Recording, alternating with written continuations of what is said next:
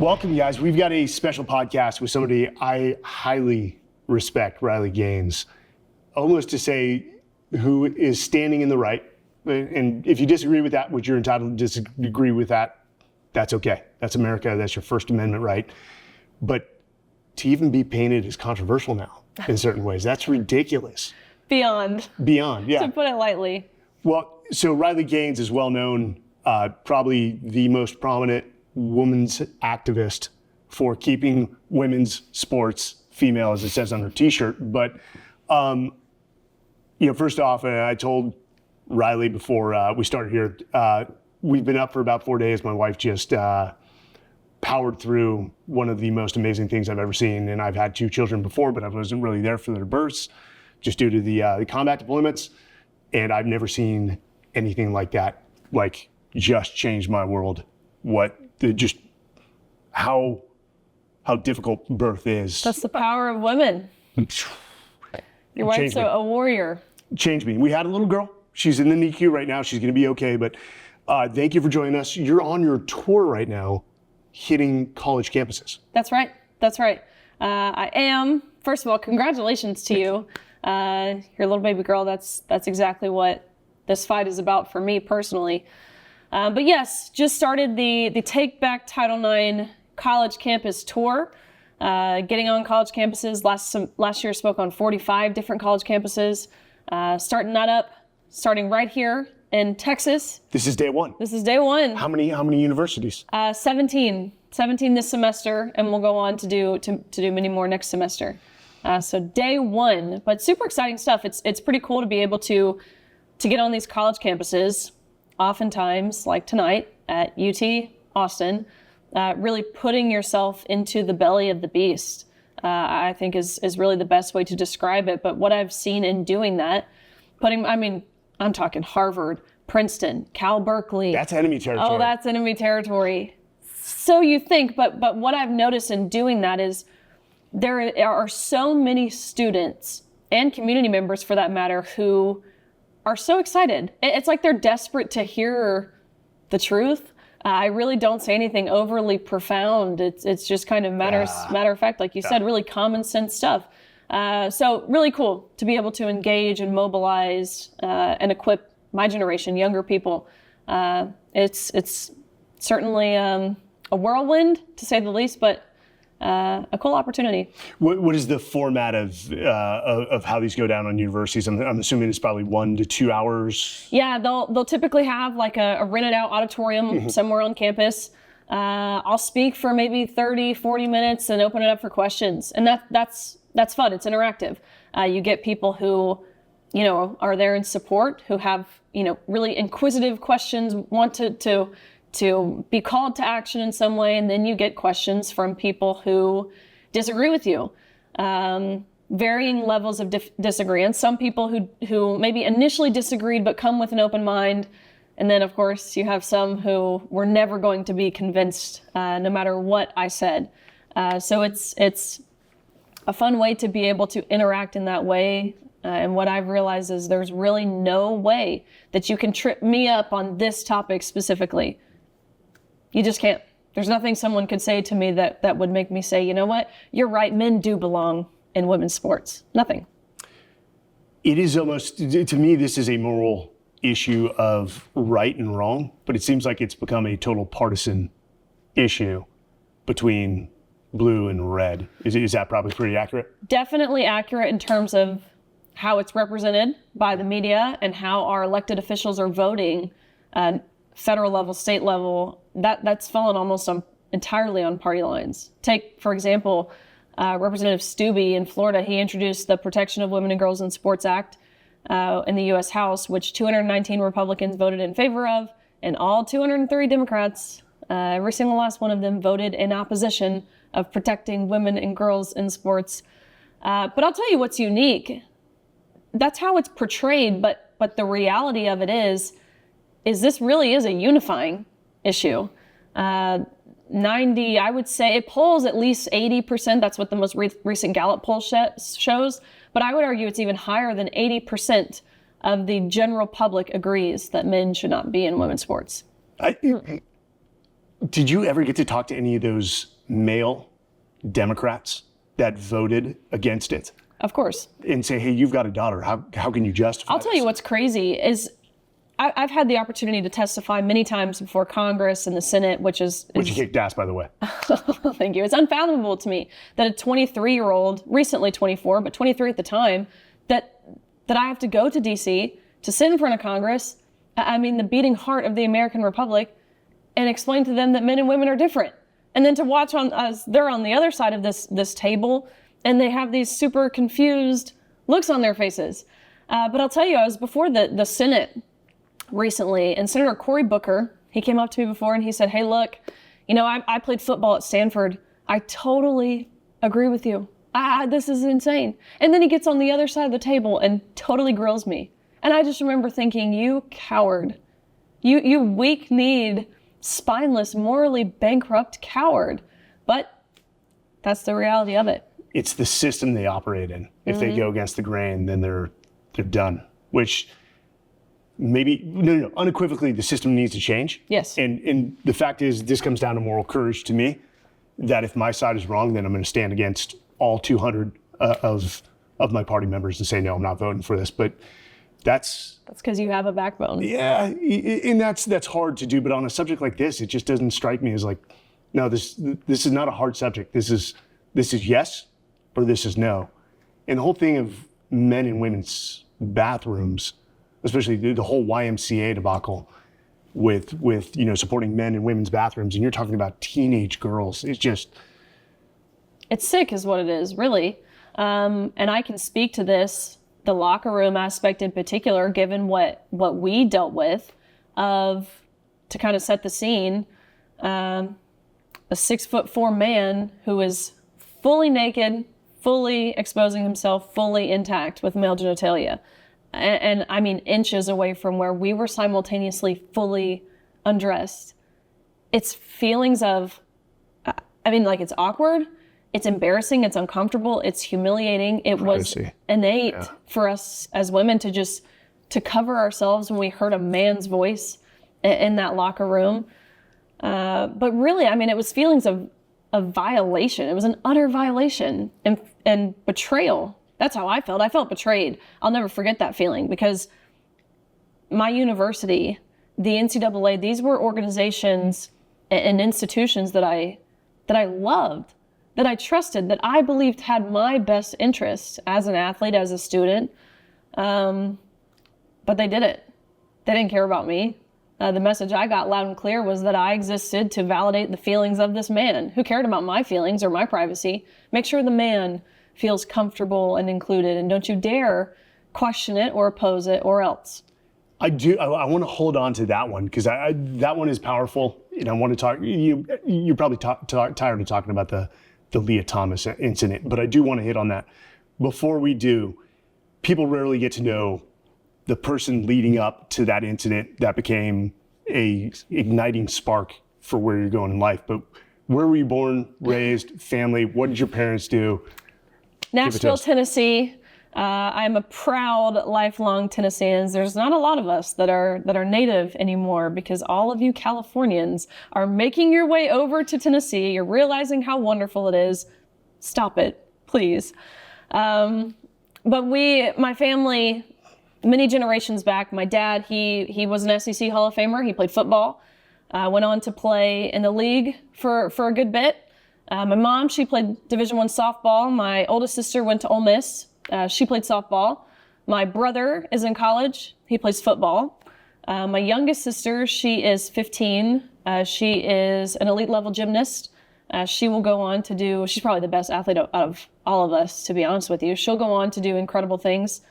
My dad's got 4 brothers. They all played 10, 12 years in the league.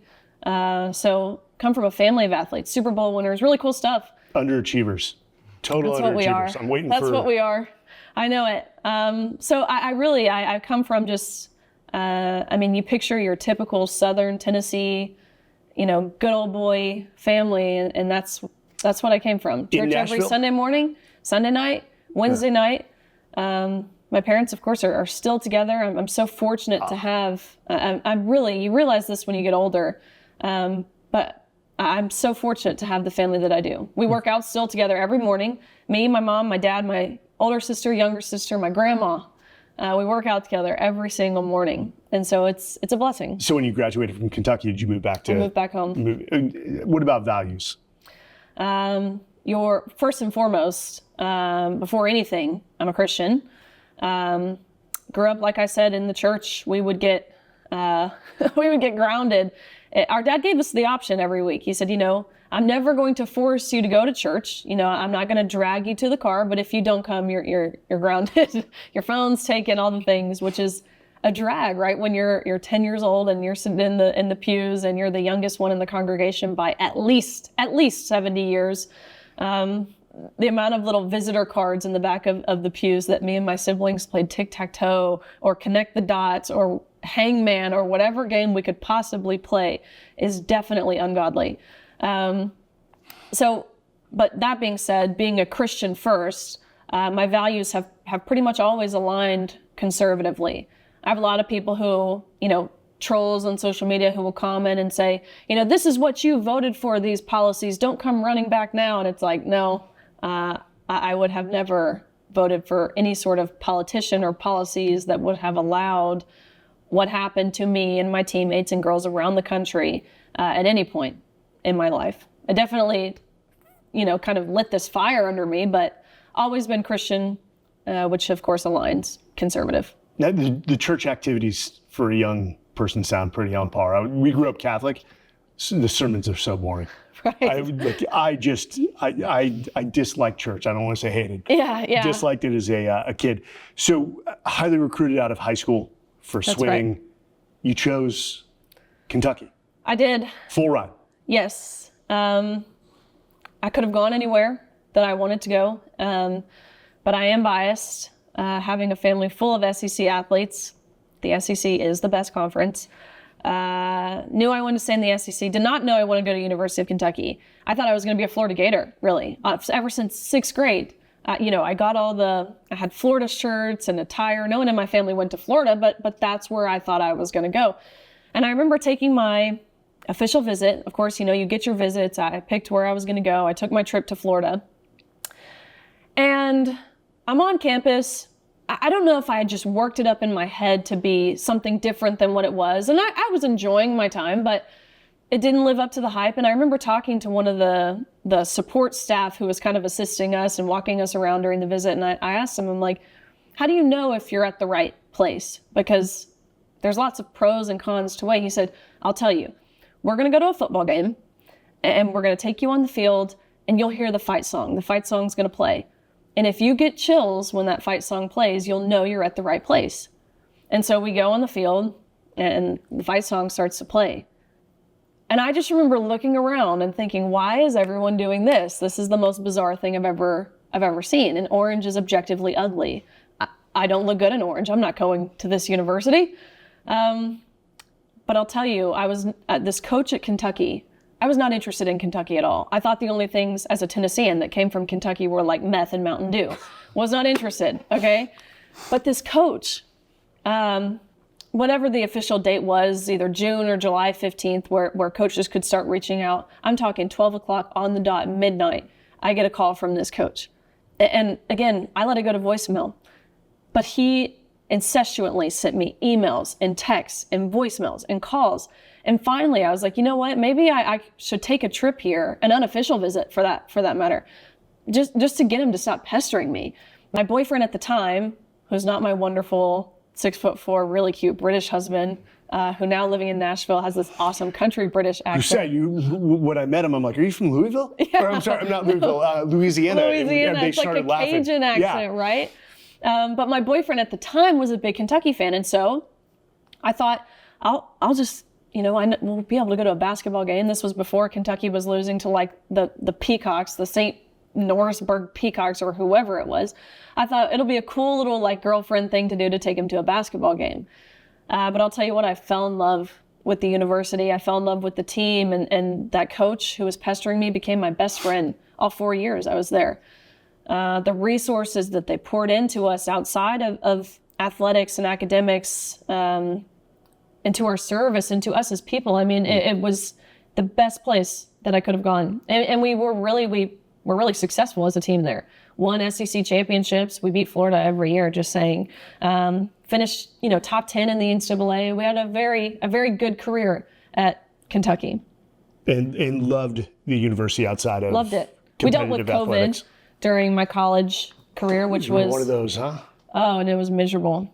Wait, so junior, senior year? Hit at the end of my sophomore year, about 3 days before we were supposed to leave for our national championships, which again is the meet you work all year, really all your life for. But the world shut down. We got kicked off campus and sent home. And the championships were Canceled, scrubbed. And so we were robbed of an NCAA championships in that way, which made it even worse my senior year to be robbed in a different way. It just felt like we had been, the rug had just been stripped out from under us.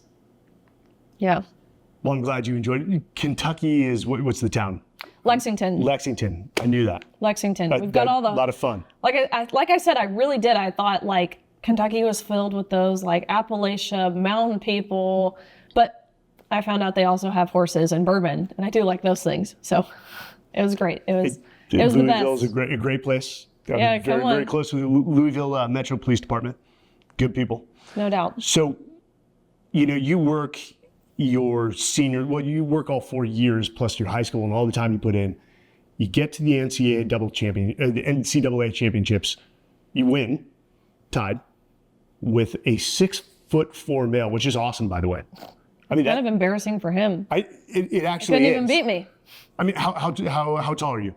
About 5'6". Yeah. So he's 8 inches taller than me, just about. Yeah. That's insane.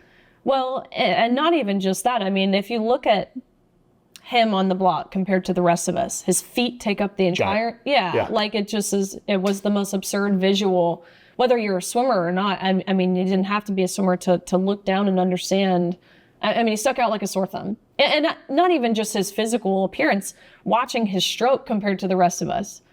Totally different stroke, a totally different cadence, off the walls, underwater kicks. It was stuck out like a sore thumb. Well, before even getting to that point, knowing that he had transferred from men's swimming at Penn to, you knew you were going up against a male. The conversations had to take place of, hey, this isn't fair. I don't want to be a part of this. But then you don't want to rob yourself of the experience of something you'd fought for so long. What were the conversations with the NCAA? What was University of Kentucky and SEC's sort of stance on it? Did they, submit a letter of disapproval? What conversations were taking place prior to that? So when we first found out about this, I was team captain. And so very early on, I sat my team down, created this environment. Hey, this is what's going on. I'm not going to tell you how to feel, but let's have a space where we can express, individually and personally how we want to go about this, how we feel about this. And what I found in doing that was that of my team of 40 girls, pretty big team, 38 of us felt the exact same way, that this was wrong, that this was unfair, that we didn't want to have to compete against this man. But our coach was very supportive of us. He thought it was wrong. I had a coach actually who was decided amidst all of this to begin transitioning, which added another layer of pressure, to be honest. That's not something I've really ever talked about, but she began to identify as a man, came into practice one day, cut her hair off, and decided that that's what we had to refer to her as moving forward, which, again, I don't really care. That's fine. If you want to dress like a man, cut your hair like a man, by all means. Didn't make me think any less of her as a coach or anything like that. I'm not going to call her a him because, again, as a Christian, I believe that's wrong. But if you want to go by a different name, sure, whatever. She didn't like me by the end of this. But my head coach was very supportive. The university, the athletic side, my athletic director, Mitch Barnhart, he's been there for 20 plus years. He's really one of the greats in the world of ADs. Incredibly supportive. We stay in touch all the time. He's a wonderful Christian. He leads by example. He's great, was very supportive. The academic side of the university, on the other hand, that's where all of the DEI, reinforcement, I had to go to sensitivity training where they taught me about pronouns and they taught me how to be kind, what they labeled as kind. They taught me how to be inclusive. I had to keep going through this training until they were satisfied with how I had been re-educated. That's literally the verbiage that they used. If we look back at history, right? That's all I'm going to say. Exactly. But that's the part they're not teaching us anymore, of what this has historically meant, the same type of propaganda, really, that they're pushing forward. I mean, we're not being taught what that even means anymore. I mean, I've had to kind of do this deep dive into the same tactics that they use. Which are genius, by the way. Of course, it's effective. It was a long-term game and they played it well. But it works. During that training, did you initially say, hey, I don't believe in this, I disagree with you? At some point, did you just... Of course. Were you pulled aside and just say, hey, just finish the training? And yeah, of course. I've never been one to shy away from how I feel.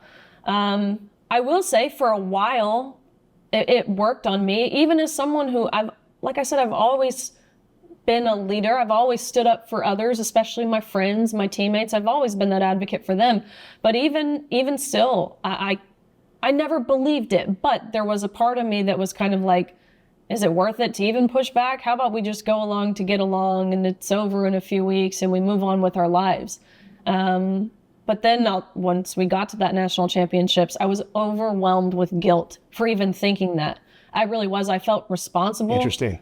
Like it was just this feeling of immense, like I had participated in the farce by even thinking that. And so that's a big part in why I felt the need to speak out, is because I just felt guilty. I felt just as bad as the people who enforced these policies by thinking that it would be easier to just brush it off.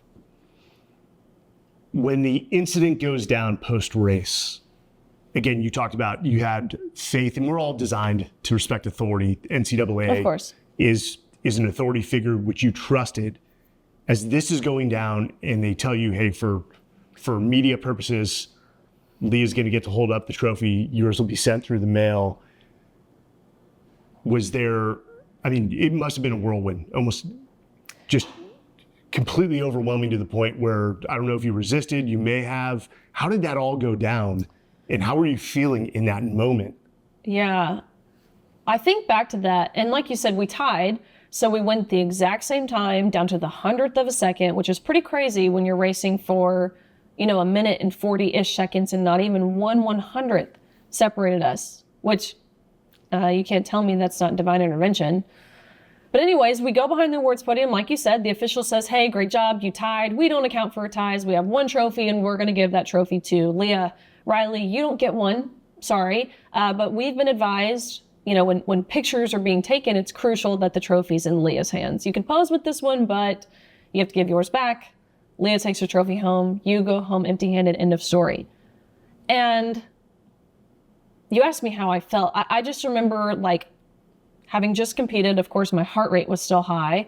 My adrenaline was still pumping. And so the filter, which I already don't really have one of those on my good days, but my first thought was the first thing I said. And the first thought that I had was, isn't this everything that Title IX was passed to prevent from happening? What do you mean you're going to give the trophy to the man in the women's 200 free? Did your coach have a time? I mean, did you have time to go talk to your coach and just say this is wrong? My coach was right there with me, and he knew how hard I worked. He saw me day in, day out, give it everything I got for the 6 hours a day we were in the pool, training 15,000 yards, 10 miles every single day. He saw me there. He knew my goals. He was more frustrated than I was. He's back there with me, telling these officials, this is BS and you know it. All the things. But I just remember standing on the podium, sharing my placement with this man, again, who's towering over me, holding this trophy I know I have to give back. And it was like this realization wiped over me of, Riley, you've been waiting for someone else to say something for you. Because I was waiting for a coach. I was waiting for someone within the NCAA or someone with political power or some other swimmer or someone's dad, quite frankly, to come down there and yank this man out of our locker rooms. But it was in that moment on that podium when I realized Riley, how in the world could you expect someone to stand up for you if you're not even willing to stand up for you? This has to come from you all as women, as female athletes. And so it was on that podium where I decided enough is enough. I will say something. I didn't know what I was going to say. I didn't know who I was going to say it to. But I knew this was a matter that I was no longer willing to shy away from. You said divine intervention. Because I was going to ask you if that was the moment that chose the path you're on now, or if it was at a conversation with the family of, hey, this is where I need to go. I've been charged to protect women and women's sports for the rest of my life. I think I tried to ignore, not really ignore, but I didn't want to believe that was my fate, because who in their right mind would want to do what I've spent my time doing? You know, it's absurd. It's there are perks to it for sure, but on a scale of 1 to enjoyable, I don't know if it meets the mark. But nonetheless, it's worth it. It's necessary, and it's a fight I'm willing to be involved in. But for a while, I just wanted to say, you know, I'll do this for a little bit, but I have plans that I made for me. You know, like I've got a career path. I was in dental school to be a dentist. I was actually specializing in endodontics, which is root canals, weirdly enough. That's what I thought I was going to do. That's what I prepared to do. And I believed that God would use me in the way that I prepared myself for what the plans I had made. But I was so wrong. That's absolutely not what he does. He doesn't call those who are prepared for the fights that he picks. He prepares those who he calls. And I see that so clearly now, right? I didn't know anything about our government at the time. Like I said, I never had to take a government course, never had to take any history course past 9th grade in high school, which is incredibly concerning when you really think about it. I knew we had 3 branches. Didn't know what they did. I still don't know what they do. I don't even think they know what they do. My public speaking courses in college, my face would turn the color of a tomato. So by no means did I feel prepared. But gosh, he uniquely prepares you. Playing a sport prepared me to do this. It teaches you how to be a leader. It teaches you how to set goals and work relentlessly to achieve those goals. I just feel him providing me with strength and wisdom and direction and protection and all the things. And it's far more impactful doing what I'm doing than it will ever be being a dentist. I think that's probably the most selfless thing that identifies a leader, is the willing to put your personal aspirations aside to become a guardian of young future female athletes and leaders in this nation. I would lose 0 sleep over that, and I'm sure you do. No doubt. Without a doubt. You were already a well-known name in women's athletics, primarily swimming. You become an overnight sensation, maybe not for the reasons that you wanted. How did it start with this path? Was it, hey, I'm simply going to go on as many media outlets and talk, or do you start seeking out mentors that understand policy and government? I mean, how did this whole thing unravel? And on top of that, did you have a desire to continue in swimming, potentially to represent the nation at the Olympics? Because you were competitive to do that with your athletics. To address the second part first, I knew when I was graduating, I was done. I could have held on for another 2 years and competed for a chance at the Olympics. I did in 2016. I did in 2020, which rolled over into 2021 because of COVID. I, competed at the highest stage, and it's an incredible experience, being in the pool with Katie Ledecky. The best, the most impressive and accomplished the swimmers this world has ever seen. I remember actually my first time at Olympic trials. I'm 15 years old. I'm one of the youngest people there. I was so nervous. Gosh, I just was overwhelmed with nerves and emotion and all the things. And I walk into the big natatorium. It was in Omaha that first day. I walked through the glass doors. I clicked the elevator button. You had to get on the elevator to go down to the pool deck. And the elevator doors open, and it's Michael Phelps. And I'm like, what am I doing here? What am I doing here? I don't belong here. I, of course, very hesitantly, like I'm fangirling at the Olympic trials. I'm like, can I have a picture with you? He was so kind, of course. But by the time I had graduated college, I was ready to move on because, again, I was ready for dental school. But to answer the first part now of what this progression really looked like, it's pretty well known that swimming is not a sport that garners a lot of media attention. But this meet, of course, was different. It did. There were reporters, left-leaning, right-leaning, everything in between, who were on the pool deck, reaching out on social media, finding, your name on the heat sheet. They would reach out to you. My inbox was filled with reporters after this tie who wanted a comment or a quote that they could take back to their publisher. I'd been advised, do not talk to media. Our university told us you were not allowed to talk to media. If you do talk to media, it has to be, coordinated through our people. And so I thought, okay, well, I'm going to talk to them, but they want to coordinate it. That's fine. I sent the request over to, it was actually the Daily Wire. That's the one I chose. I wanted to do. I sent it to our media lady thinking she would coordinate it. And she said, thanks, I declined it for you. And that's when I was like, okay, screw you guys. I'm taking you out of the equation and I'll talk to them on my own. And I did. And that led to a few more interviews and things, but it died down relatively quickly. I just started, I'll tell you, traveling state to state to testify in legislative bodies, states that were introducing their some form of their Save Women's Sports Act. In Texas, for example, it was introduced by Representative Valerie Swanson. I show up here.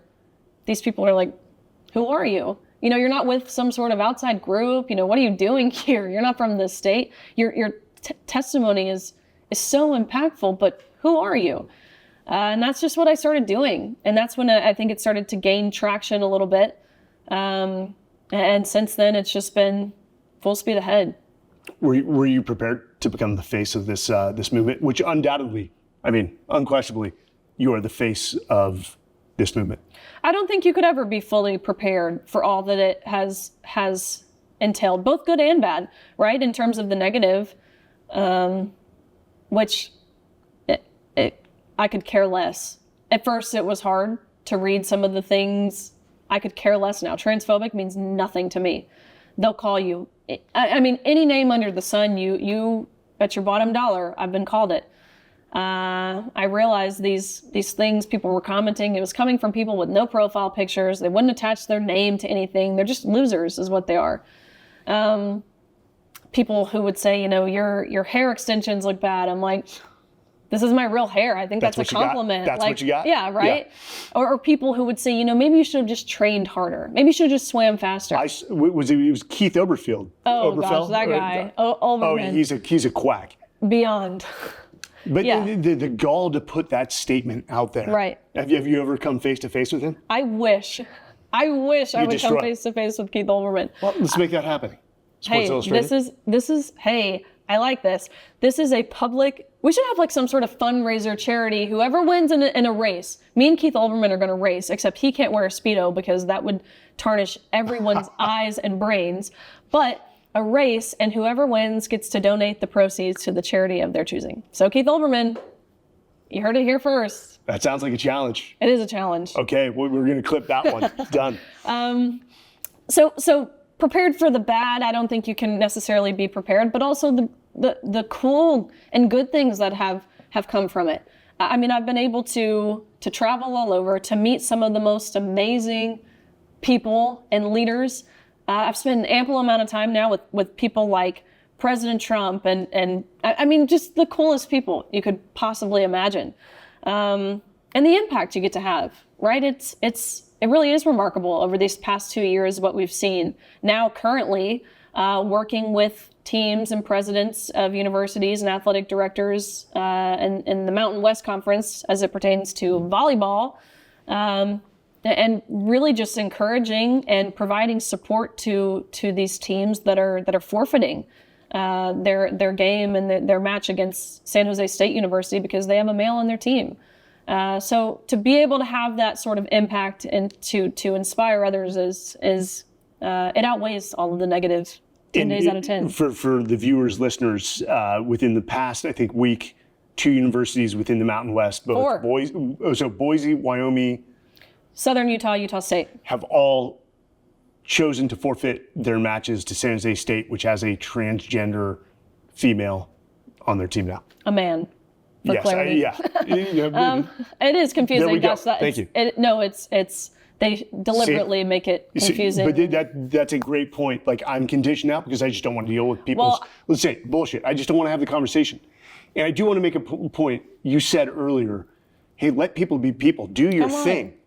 Like, I don't care who you love in the bathroom, what you want to call yourself. But once they start trying to impose that on you, that's a different subject.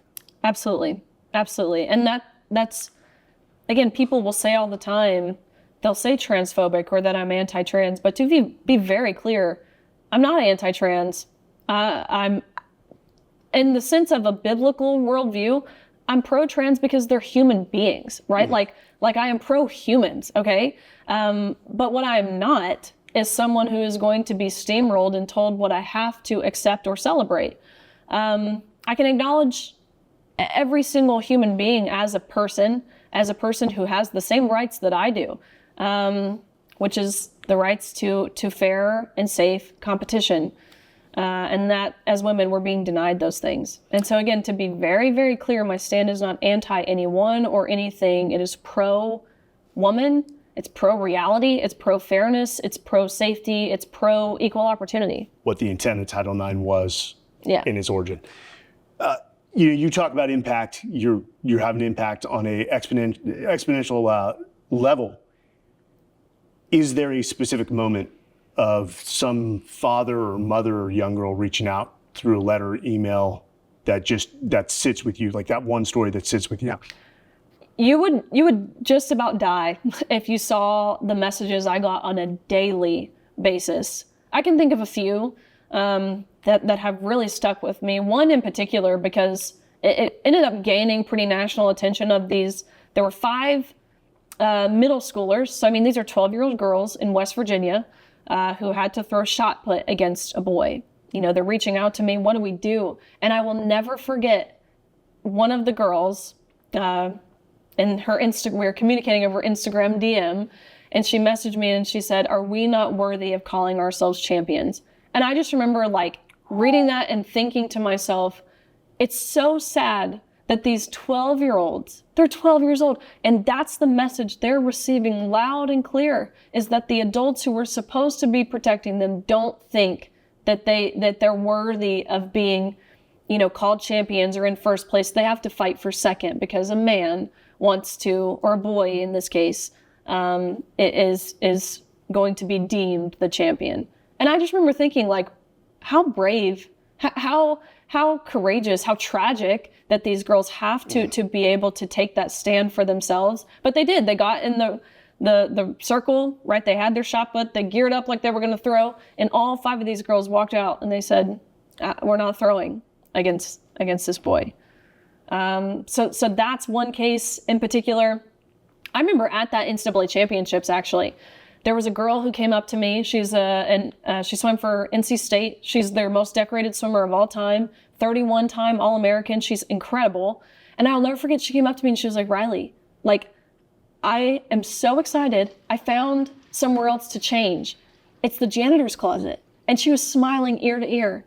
And she said, "I'm so grateful for this janitor's closet." And again, I was just taken aback, like, she just said she was grateful and truly meant it for this janitor's closet. And the other side calls this progress, because to me, that is not progress, that is regressive. That just took us back in time at least half a century. And she was beaming ear to ear because she knew there were no chance in this janitor's closet for her to be exploited in the way that we were. And so, I mean, I could keep going with these instances of just finding myself really taken aback by the movement and by what we're demanding of women and the cowardice of the adults, really. I know what you mean. I got an email last week, somebody saying, "Hey, your podcast is really good." And that meant the world to me. I'm joking. It's a joke. I don't get this. Maybe one day. So definitely not after this one, right? You were on a path. No. We've had Pete Hakeseth talking about. He's great. Pete is good. I know he's a Nashvilleian. Close to you. And it was about women in combat roles, and it was also about the transgender policies in the military, which are just counterculture to what we hold dear in the military. Again, not passing judgment on human beings. It's just not a fit right here. But I mean, you were 23 when they stood up the Riley Gaines Center at the Leadership Institute. That's got to be a record for, because usually it takes people full careers to get centers.